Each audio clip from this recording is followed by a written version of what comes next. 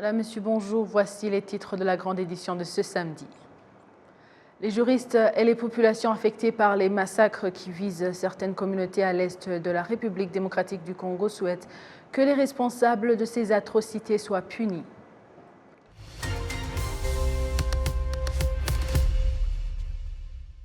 Bonjour et bienvenue à la grande édition de la télévision rwandaise. Les juristes et les populations affectées par les massacres qui visent certaines communautés à l'est de la République démocratique du Congo souhaitent que les responsables de ces atrocités soient punis.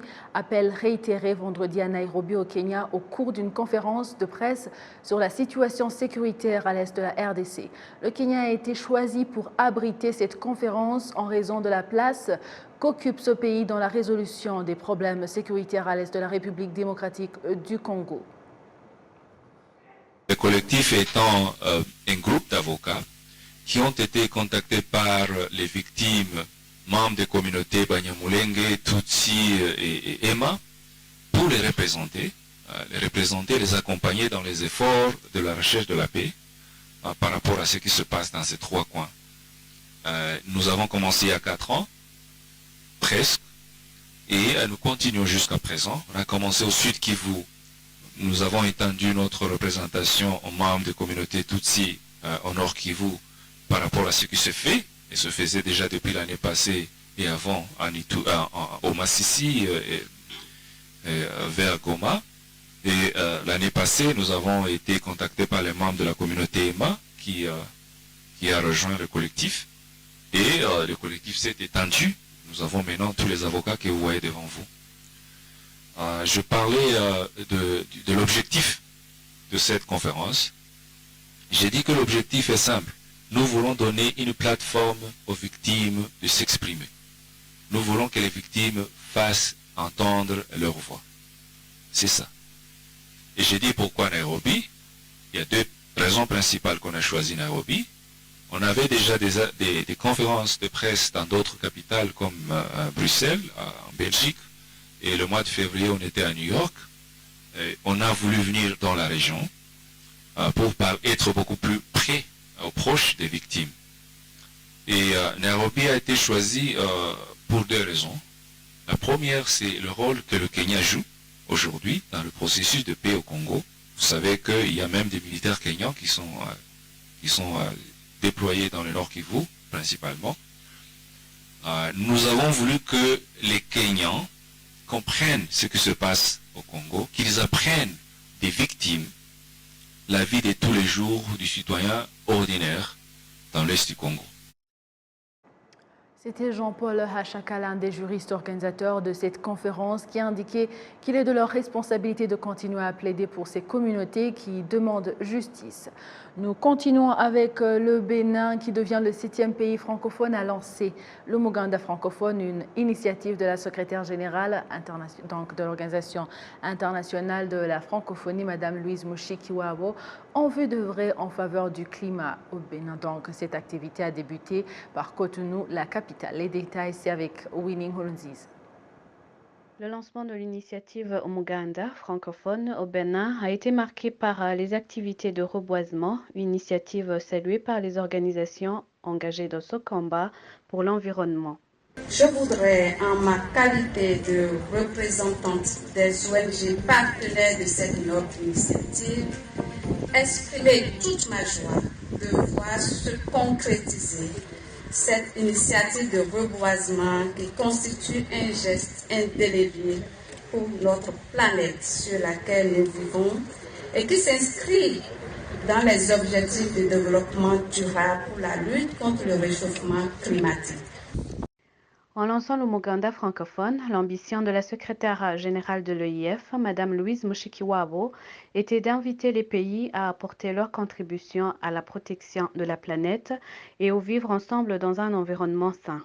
La jeunesse francophone et les collectivités locales de plusieurs pays ont répondu à cet appel en réalisant par exemple des activités de reboisement, par exemple au Rwanda, aux Seychelles, au Madagascar, au Sénégal, aux Comores et au Togo, et cette fois-ci le Bénin. Déjà, cette initiative fait la fierté des Béninois et des partenaires dans le domaine de l'environnement. Et je félicite cette initiative parce que vraiment nous en avons besoin et avec le climat actuel, nous avons besoin de planter vraiment assez d'arbres pour pouvoir favoriser la verdure. Je trouve que l'accompagnement de l'OIF, de l'IFDD et de la mairie pour cette activité montre déjà leur intérêt pour l'environnement et le cadre dans lequel les différentes populations du pays vivent. En fait, j'ai un message pour tous les citoyens du monde, les Béninois, mais tous les citoyens du monde, francophones ou non francophones.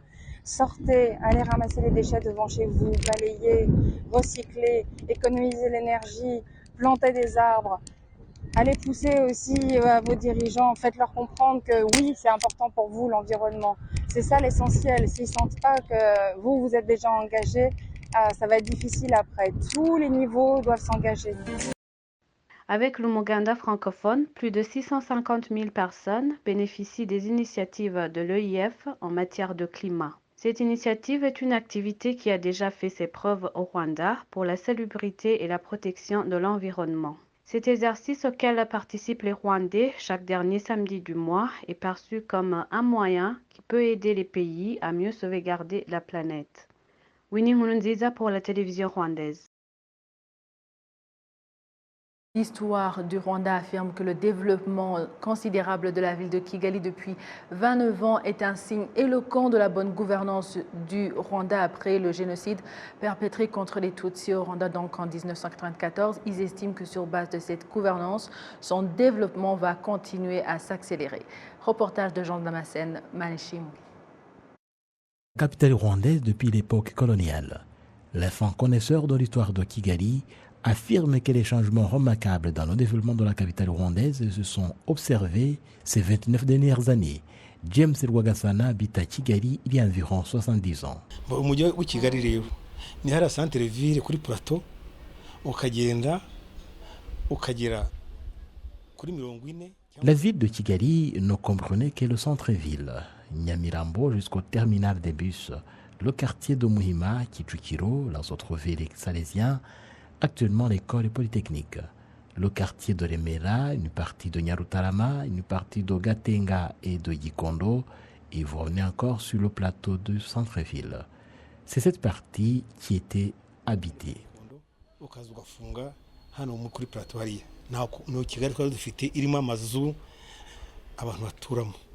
La ville de Kigali ne connaît pas seulement de changements au point de vue superficie, mais plutôt sa physionomie tout entière. Sylvestre Karemera se rappelle de l'image de la colline de Kanombe où il habite depuis 1997, une observation qu'il partage avec James Rwagasana qui lui habite le quartier de Muhima à Kigali depuis 1954. Nta muntu wabonaga ku rugo rw'undi yari imiyenzi gusa. Iterambere uko genda riza imihanda yose yari ibitaka yari ihari. Nta muhanda n'umwe wari ufite kaburimbo. Uretse les maisons n'avaient pas de clôture, aucune route n'était asphaltée, même les routes aménagées avec des pierres l'ont été longtemps après. Le quartier de Kimirongo, par exemple, n'était pas habité. Il n'y avait que de la brousse et des bananeries. Les maisons étaient plutôt très peu. Ukabonaho bita kwa Mushimbiri. Kwa Mushimbiri icyo gihe ryari ishyamba gusa nta nzu yahabaga. Ku myubakire so 1930 amazu ibitwa mugongo wa tembo. Dans la construction, nous n'avions que des maisons très rudimentaires, ce qui n'est pas le cas aujourd'hui. Là où tu peux même trouver des maisons semblables à celles de certains quartiers résidentiels des grandes villes américaines ou européennes.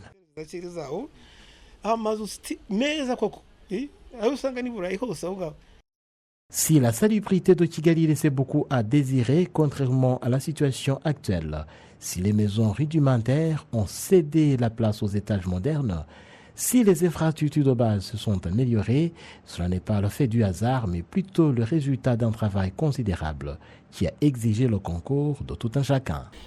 Le travail abattu par ce gouvernement est vraiment extraordinaire. La physionomie de Kigali a totalement changé. Celui qui viendrait dans cette ville, après 29 ans d'absence, aurait du mal à reconnaître l'endroit où il habitait. Aujourd'hui, il y a des bâtiments tout à fait nouveaux, de nombreux axes routiers et d'autres infrastructures. Avec une superficie de 730 km², la ville de Kigali compte une population de plus d'1,7 million, une population qui s'élèvera à environ 4 millions d'ici 2050. Parlons toujours de développement, mais dans un autre angle, les investisseurs souhaitent le secteur des assurances s'accélère au Rwanda et s'étendent plusieurs services. Cela intervient au moment où les sociétés d'assurance comptent introduire de nouveaux services. Les détails, c'est avec Patrick Nidanti. Quelles sont les stratégies à mettre en œuvre pour investir dans le secteur des assurances en Afrique, dans un environnement de sortie des pandémies de Covid-19, de la crise née de la guerre entre la Russie et l'Ukraine et du défi né des effets des changements climatiques? Voilà l'essentiel des discussions qui ont réuni à Kigali des délégués venus des différents endroits du continent. Cette conférence internationale de 2 jours a été organisée par l'Agence africaine d'assurance commerciale. Emmanuel Moses, directeur exécutif de l'association réunissant les assurances pour le développement du commerce et des investissements, a indiqué que l'Afrique est toujours vulnérable aux risques et que la coopération entre différents pays est l'une des clés pour faire face à cette situation. Il y a encore des défis pour accéder au marché. Comment écouler la production? À titre d'exemple, si le Rwanda peut avoir une bonne production alors que l'un des voisins manque ce produit, comment faire pour que les deux côtés puissent profiter des opportunités? Nous devons être capables de dire que nous avons une bonne production et des prix stables et que nous sommes capables d'accorder une assurance à cet échange. Okay, and the buyer will tell him, no, you have to guarantee price, and we will give you an insurance for that. En procédant à l'ouverture officielle de cette conférence, le Premier ministre Dr Edouard Guinene a indiqué que le continent a urgemment besoin d'investissements pour aider à relancer l'économie fortement touchée par les effets néfastes de la pandémie de Covid-19, en particulier pour le pays subsaharien. Pour atteindre ces résultats, le chef du gouvernement rwandais a préconisé aux compagnies d'assurance de mettre en commun leurs forces et contribuer à réduire les pertes des investissements dans différents secteurs. Together with initiatives by governments to create investment spaces that are conducive to business. Les stratégies ont été mises en place par les gouvernements. Même une plateforme a été créée pour encourager les investissements. Cela va encourager le développement dans plusieurs secteurs. Nous pouvons faire beaucoup pour accompagner cette évolution. Nous devons faire en sorte d'éradiquer les barrières administratives qui empêchent le développement des échanges. De son côté, le ministre des Finances et de la Planification économique a déclaré que les conséquences de la crise actuelle sont à chercher dans la récente pandémie de Covid-19 qui a paralysé les échanges et bloqué l'économie mondiale, mais que la guerre entre la Russie et l'Ukraine est venue enfoncer le clou dans un contexte mondial morose. Il a appelé à un sursaut des gouvernements africains, mais aussi le secteur privé pour relancer la dynamique de l'économie du continent.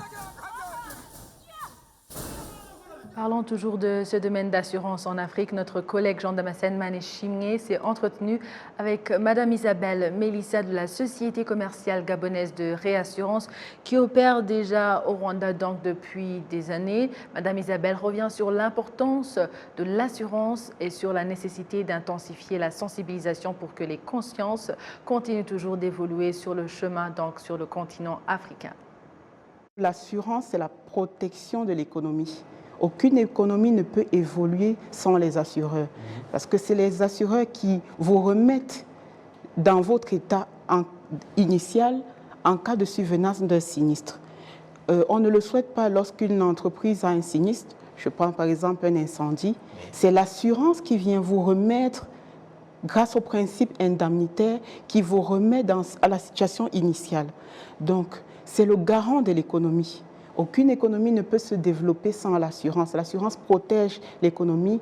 L'assurance permet aux investisseurs de se développer, de suivre pérennement, de manière pérenne, l'évolution de leur entreprise, en sachant que, en cas de survenance d'un sinistre, l'assurance est là, la compagnie de réassurance au-dessus est là pour pouvoir le remettre dans la situation qui était la sienne, pour pouvoir lui régler son sinistre et permettre la continuité de ses activités.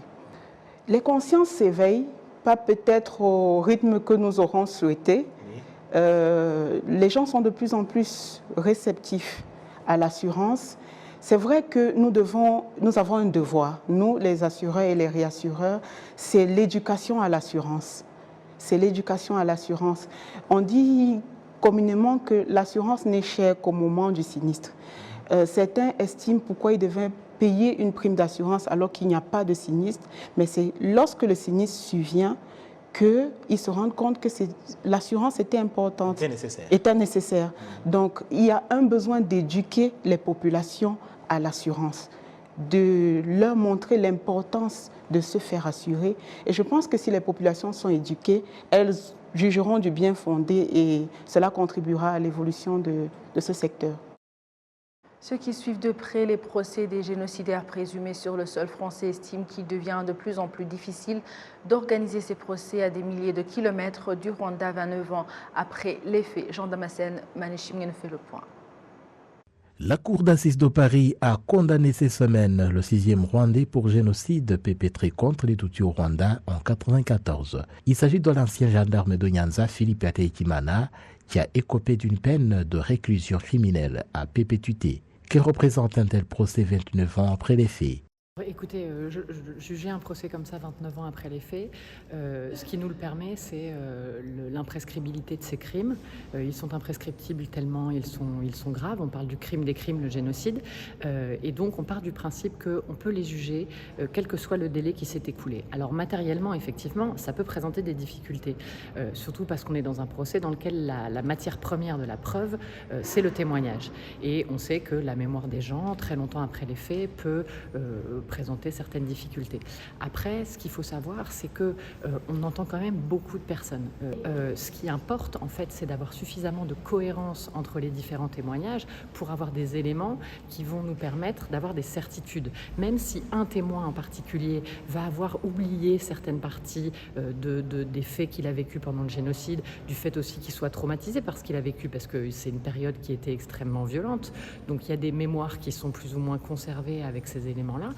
Même si un témoin a oublié certains faits, on remarque quand même chez chacun, quand il évoque son récit, des souvenirs très présents. Et en fait, ce qu'il va falloir, c'est extraire de chaque témoignage eh bien, ce qui est sûr, ce qui est établi, et de les recouper entre eux pour réussir à établir une vérité judiciaire. C'est vrai que de toute façon, ce sera de plus en plus difficile de juger, plus le temps passe, de juger des personnes qui sont soupçonnées d'avoir participé au génocide des Tutsis. Même si les témoignages pris isolement peuvent présenter des difficultés du fait que la mémoire humaine peut s'éroder au fil du temps, on arrive à recouper tous ces témoignages entre eux et établir certaines certitudes. Pour y parvenir, la Cour peut également faire recours aux psychologues qui parlent des spécificités de la mémoire traumatique. Les gens qui ont été traumatisés peuvent avoir certains souvenirs qui ont été refoulés et qui ne vont pas réussir à ressortir tels quels, des périodes de leur existence pendant le génocide qui sont très floues, mais la mémoire traumatique fait aussi qu'ils vont avoir parfois ce qu'on appelle une hypermnésie, c'est-à-dire se souvenir très très bien de certaines choses qu'ils ont vues, de certaines choses qu'ils ont entendues. Et ça, leur mémoire va le garder très frais, même si on est 30 ans après les faits, parce que c'est une mémoire traumatique de choses qu'ils ont vécues dans leur chair, dans leur corps, et qui va rester très présente dans leur mémoire. D'autre part, les observateurs avisés estimaient qu'une telle justice si lente a tendance à profiter plus aux accusés. Nous, ça fait des années et des années qu'on dénonce à la fois les lenteurs de la justice, à la fois le manque de moyens mis au service de cette justice.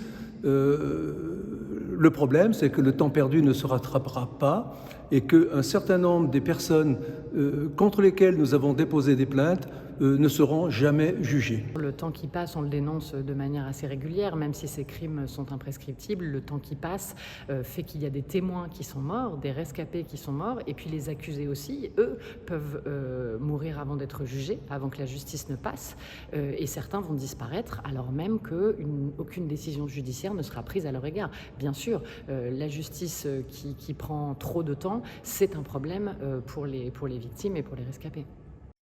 D'après le collectif des partis civils pour le Rwanda, un bon nombre de présumés génocidaires devraient comparaître devant la justice française. Et déjà avant la fin de 2023, le procès d'un 7e Rwandais devrait s'ouvrir devant la cour d'assises de Paris. Des économistes font remarquer que si l'autonomie budgétaire du Rwanda est à hauteur de 87%, c'est un signe éloquent donc de l'autosuffisance qui, de surcroît, donne l'espoir que l'objectif que le Rwanda s'est fixé d'un revenu par habitant de $12 000 américains sera atteint tel que stipulé dans la vision 2050. Suivons les détails. La relance de l'économie du Rwanda débute avec l'arrêt du génocide perpétré contre les Tutsis en 1994. Ce qui s'est trouvé au Rwanda, notamment dans la ville de Kigali, juste après le génocide perpétré contre les Tutsis, souligne que le développement actuel du pays parle de lui-même. Selon François Kanimba, ancien membre du gouvernement et ancien gouverneur de la Banque nationale du Rwanda, avant le génocide perpétré contre les Tutsis, l'économie du Rwanda était à un niveau très bas et souligne que la gestion et la réforme du secteur financier au Rwanda sont parmi les facteurs qui ont favorisé l'essor économique. En 1995, le budget national s'élevait à 56 milliards de francs rwandais avec un taux supérieur à 90%. En 2018-2019, le budget était de 2443,5 milliards. Le budget du présent exercice 2023-2024 est estimé à 5 030 milliards où les recettes intérieures plus le montant du remboursement des dettes extérieures sont à hauteur de 87% du budget total, ce qui signifie que les dons sont de 13%. Le secteur des infrastructures est l'un de ceux qui ont considérablement contribué au développement que le pays a réalisé, notamment dans la construction des routes. ngira ngo mbere ya jenoside yakorewe abatutsi urebye imihanda yari ihari uburebure bw'imihanda yari mu kaburimbi. Je pense que si l'on considère les routes de la période avant le génocide, les routes asphaltées s'étendaient juste sur près de 1000 km. Mais actuellement, ça va jusqu'à plus de 2300 km. Alors, avec le projet connu comme Kigali Infrastructure Project, il y aura plus de 200 km un peu partout dans la ville de Kigali. Il y aura un grand changement positif au terme de ce projet. Plus il y a de bonnes routes, plus l'habitat s'améliore, surtout les villes secondaires. byukuri imiturire nayo igenda ihinduka urebye za secondary cities dufite ubu ngubu cyangwa imijyi yunganira Kigali. Une autre preuve du développement du pays est le nombre de citoyens qui ont accès aux services financiers qui ont passé de 14% en 2008 à 93% actuellement, comme l'indique la Banque nationale du Rwanda.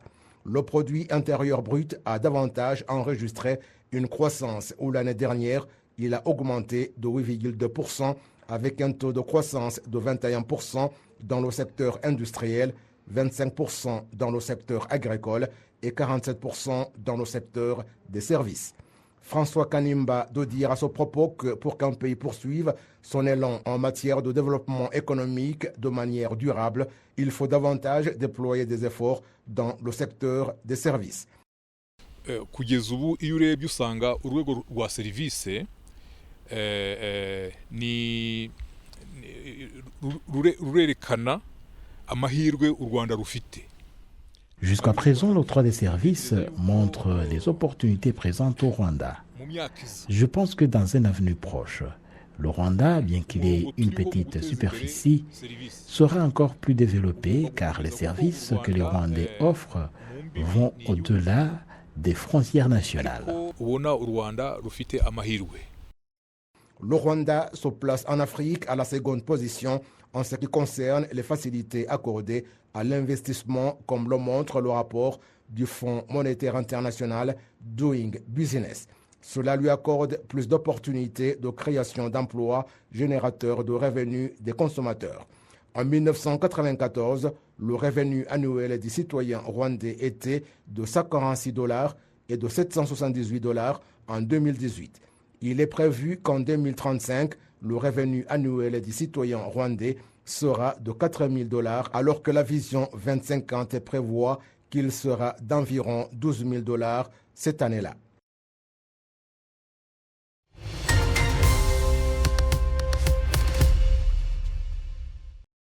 À vous tous qui étiez au rendez-vous d'actualité d'aujourd'hui. Au nom de toute l'équipe qui a réalisé la grande édition, je vous souhaite de passer une excellente suite du programme de la télévision rwandaise.